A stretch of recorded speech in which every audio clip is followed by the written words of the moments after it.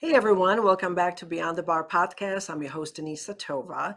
And today I am thrilled to have a conversation with a remarkable family law attorney, Peter Stambleck, who is a founding partner at Mosberg, Sharma, Stambleck, and Gross. And, what's interesting about Peter, among many other things, he combined his accounting background with his legal experience. And he turned it into a really great niche in the family law field. But his journey actually echoes generations with his grandfather being a lawyer.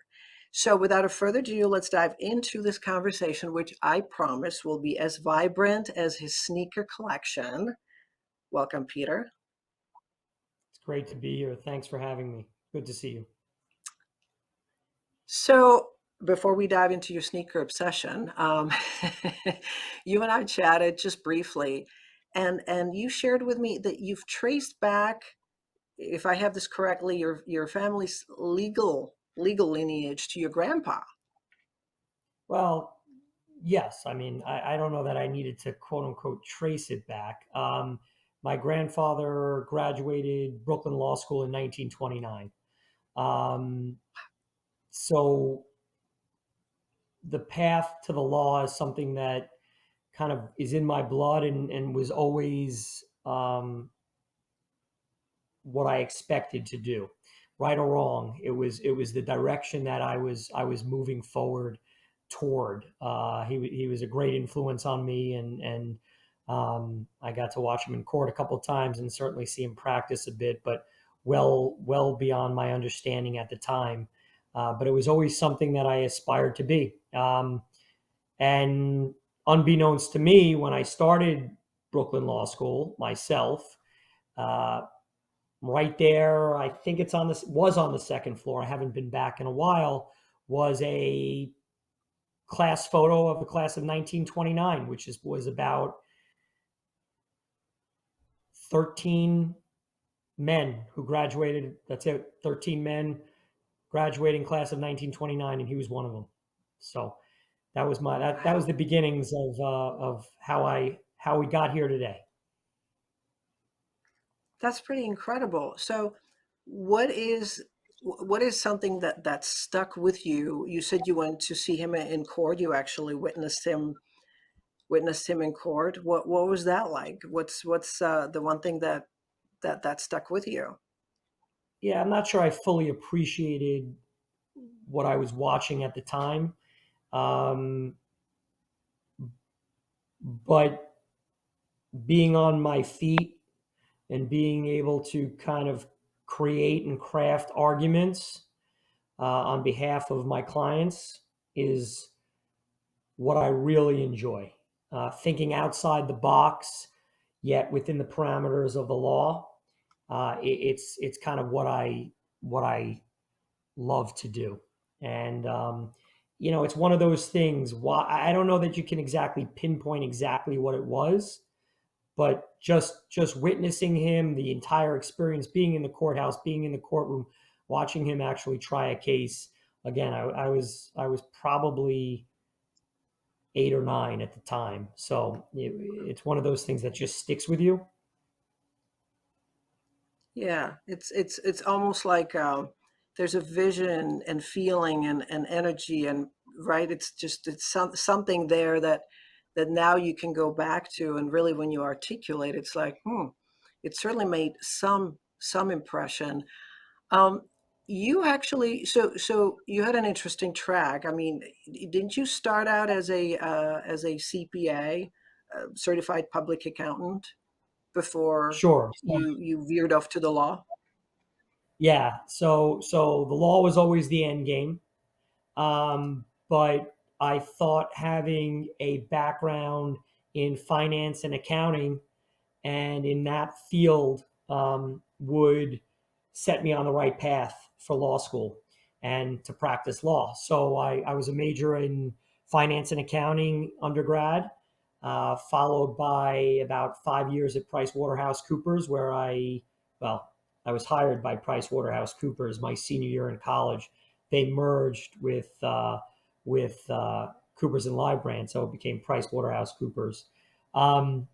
And I worked for them for about 5 years, sat for the CPA exam, and then proceeded to go back to law school.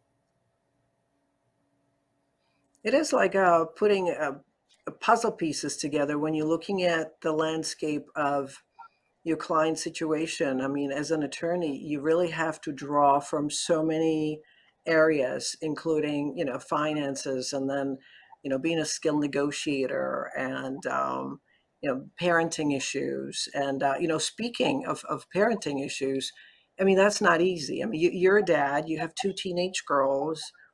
How, how sort of have your experience as a parent, how has that impacted your professional practice over time?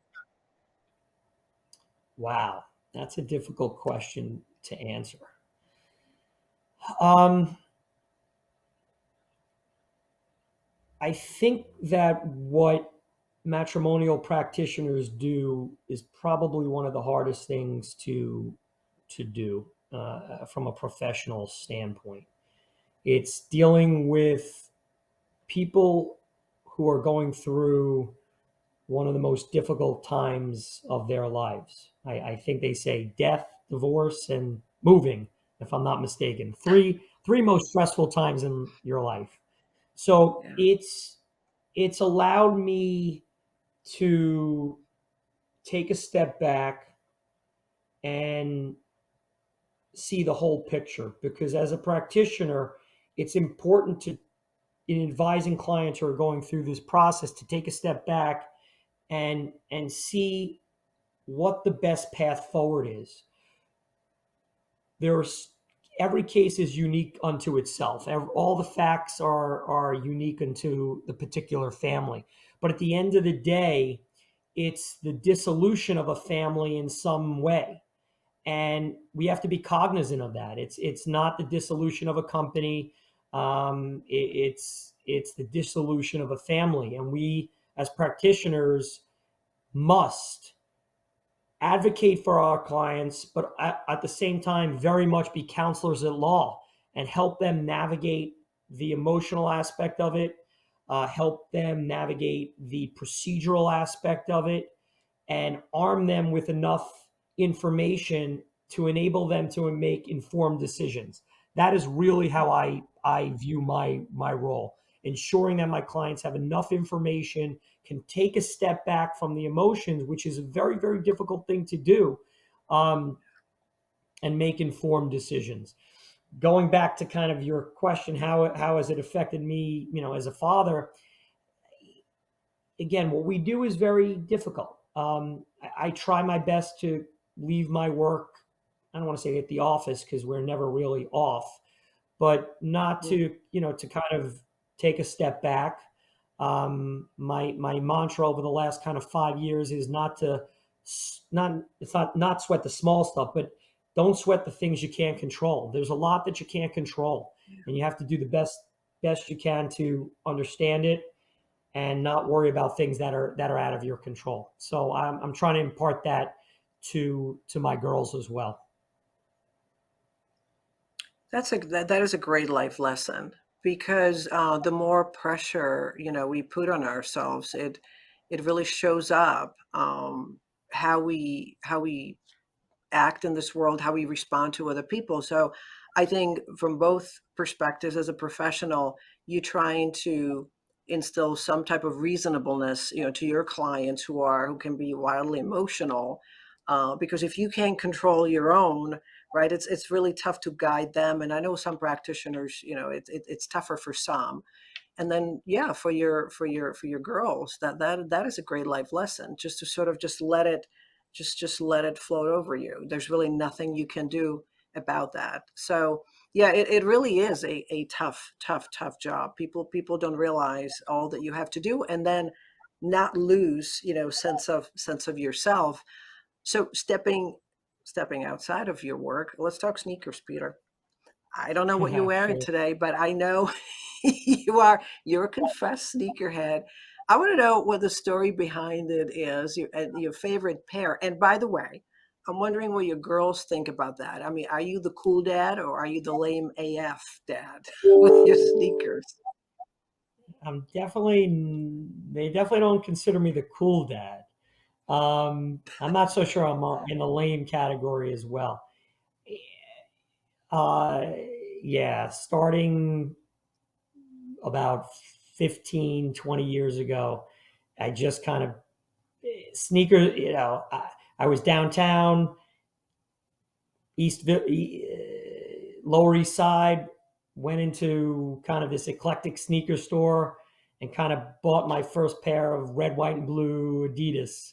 And kind of from there, it morphed to Nike and Jordans, and I'm always on the lookout. I try to balance, not be crazy. I am one of those people who actually wear my sneakers. I don't I don't quote unquote collect them. I certainly have a nice collection, but I try to wear them. Um, but yeah, mainly, yeah, I'm all over the place a little bit. Anything that's kind of unique. So a lot of Jordan ones, but unique ones, ones that you can't necessarily find all over the place. Yeah, That's cool. it's my little guilty pleasure. I suspect, uh, and I guess COVID on some level with the ability to dress down a little bit more. Certainly not when we're in court or in meetings, but if I don't have any in person meetings in the office on a particular day, I may not necessarily be wearing a suit and tie. So I get to wear the sneakers a little bit more frequently, which is nice. I love it. I love it. I like the unique part and the fact that you actually wear them. You just don't let them, you don't let sit them Yeah, and no. just collect them. Yeah, I've had friends who buy two pairs, one to wear, one to collect. I'm just wearing them. Maybe one day I'll give them down to my daughters. But yeah, my sneaker collection certainly rivals theirs. They're not doing so bad themselves. That's a cool dad category, definitely. No, Not that's sure really about that. great. And you know what? And I actually saw a judge wearing cool sneakers with slacks. So I mean, it's definitely things are moving in a different direction. I think even how people dress. So it'll be interesting to see. Staying on the world outside of work. What does a Sunday look like at your home? Sure. Well, it all you got I'll be the lawyer in me will say, what time frame are you looking at? My life is a lot different now than it was 5 years ago, right? um, so my daughters are older. My oldest is a freshman in college. My youngest is a junior in high school. So one's gone, so to speak, and one does her own thing a little bit. Whereas 5 or 6 years ago, I was on the soccer field probably 4 hours a day on the weekends. So my time has opened up a bunch, which is really nice. So you could find me surfing, which I've been doing the last couple of years, which is nice. I Surfing? You work mean out on a surfboard, water, on a surfboard. Yeah, not water surfing the surfing. net? Oh No, wow, no, did no, not no, know no. that. Outside. Yeah, I find solace out there in the ocean. It's the one place I can't bring my phone, so it's kind of very nice. So we'll take trips out to Long Island or to Rockaway and try to get a couple hours in, and hikes with the dog. I'm one of those people who got a COVID dog, and kind of just laying low and decompressing a bit, catching up on work, of course, when the phones aren't ringing off the hooks. But nothing too crazy. Nothing too crazy. Peter, this is so awesome because you're sort of given a glimpse of who you are underneath. I shouldn't say the suit. Well, maybe I'm underneath the happy suit to at I'm, work. I'm happy to undo it.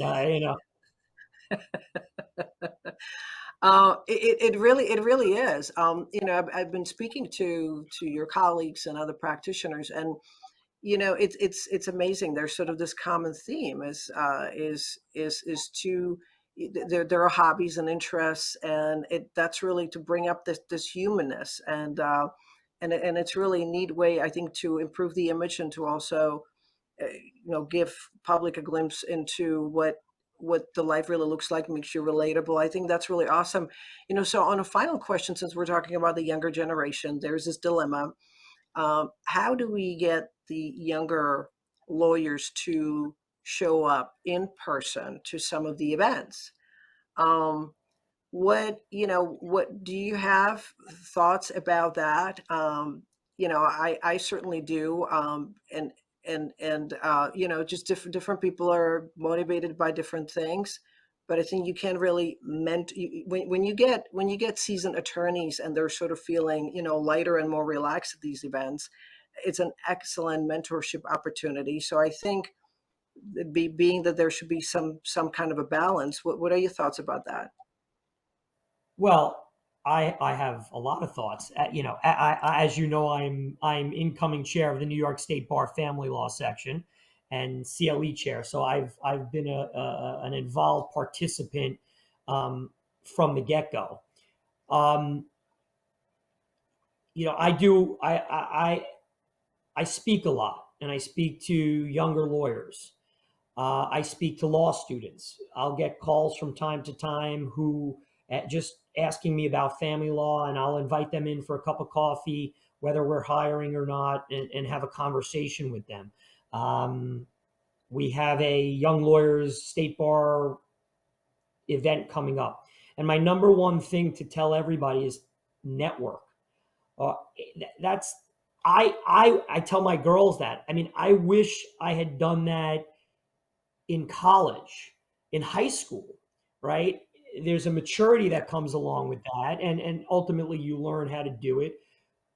But it's the linchpin of everything we do, I think, in society. I don't want to say it's who you know, but you have to get out there and you have to learn from other people and hear different points of view, and you have to, build these networks in order to progress. Certainly in the legal profession, it's important that I have a strong network of professionals that I can rely on, because, as you said, what we do, we touch in family law upon everything. We hit upon custody related issues and mental health related issues and tax related issues. Um, and we have a good handle on all of it. But needless to say, when I have a pension related issue, I'm calling you. As a matter of fact, I think I sent you an email this morning. So it's important to get out there and not just have a network of professionals to rely upon and know what you don't know, but it's important to network for your career. So I am a big believer in person. Doing things virtually, listen, we all did what we needed to do, and certainly there are benefits that come along with virtual meetings and the like. But from a networking standpoint, whether it's going for lawyers to continuing legal education, or for clients to go to net therapy groups, whatever the case is, in person trumps over online any day of the week. Those personal connections that you make, those one-on-one connections are second to none. So networking and in person, and the only thing you can do with the younger generation, I guess I wish I was still in the younger generation, but I guess I'm older now. Is provide them with the knowledge and the benefit of your experiences. And that's what I tell them all the time. Show up, come to these events. Yeah. No matter what you do, meet people. I tell circling back to my oldest who's at college, I tell her, go to these events that they offer. These institutions are amazing. They offer so much. Meet your professors, meet the other students, join the clubs. It's a total environment that allows for networking, for you to meet people, for you to think differently, and it's really important. So, long answer to a short question: is I think it's important. I tell them to do it, and I continue to advise them accordingly. Great. I think that is a terrific advice. There's something about energy, body language. That's the stuff that you simply cannot project, virtually. And yes, it allows for a certain amount of convenience. I mean, I've been able to connect with people all over the world, do these podcasts. Yes, that is terrific. But as far as the in person, the mentoring and just connecting, and having developing the social skills, and you know what I say, and I'll be really practical, also attracting the right type of client, right? Who will want to sit Absolutely. across from you, and look you in the eye. So I don't think these things will disappear, unless, of course, we'll see where AI goes. But anyway, for now, that's what that is. So, Peter, Another I podcast. know. Yeah, there you go. Another podcast. Exactly. We'll definitely have you back. And thank you so much for sharing your enriching and inspiring story with us today. Really, really Well, appreciate thank it. you for having me. Always good to see you. And our viewers and listeners, thank you for joining us in today's vibrant chat with Peter Stambleck. And to learn more about Peter and how to get a hold of him, click on his bio link below.